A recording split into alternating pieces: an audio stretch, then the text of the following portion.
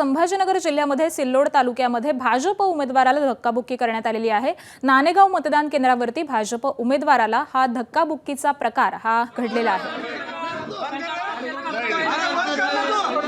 तर संभाजीनगर जिल्ह्यातल्या सिल्लोड तालुक्यातली ही घटना आहे। या मतदान केंद्रावरती भाजप उमेदवारालाच धक्काबुक्की केल्याचं उघड झालेलं आहे।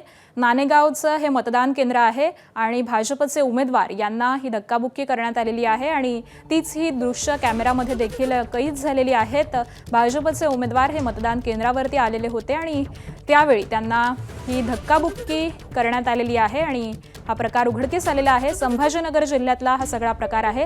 सिल्लोड तालुक्यातील नानेगाव मतदान केंद्रावरती भाजपचे जे उमेदवार आहेत त्यांनाच ही धक्काबुक्की केल्याचं उघड झालेलं आहे। मात्र ही धक्काबुक्की नेमकी कोणत्या कारणामुळे करण्यात आलेली आहे हे अद्यापही स्पष्ट झालेलं नाहीये।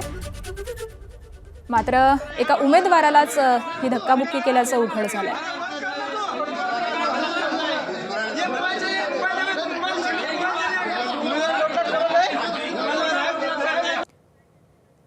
आणि याच संदर्भातले अपडेट जाणून घेऊयात आमचे प्रतिनिधी कृष्णा केंडे यांच्याकडून। कृष्णा, भाजप उमेदवारालाच धक्काबुक्की झाल्याचं कळतंय, नेमकं काय कारण आहे, काय घडलंय?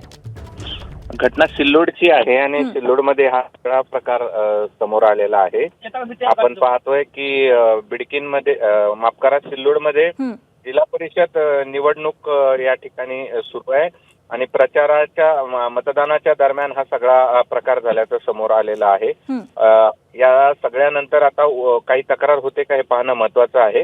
मात्र नानेगाव सिल्लोड तालुक्यातल्या मतदान केंद्रावर भाजप उमेदवाराला धक्काबुक्की झाल्याचा आरोप केला आणि दृश्यांमध्ये आपल्याला तो पाहायला मिळतोय। अगदी धन्यवाद कृष्णा या सविस्तर माहितीसाठी।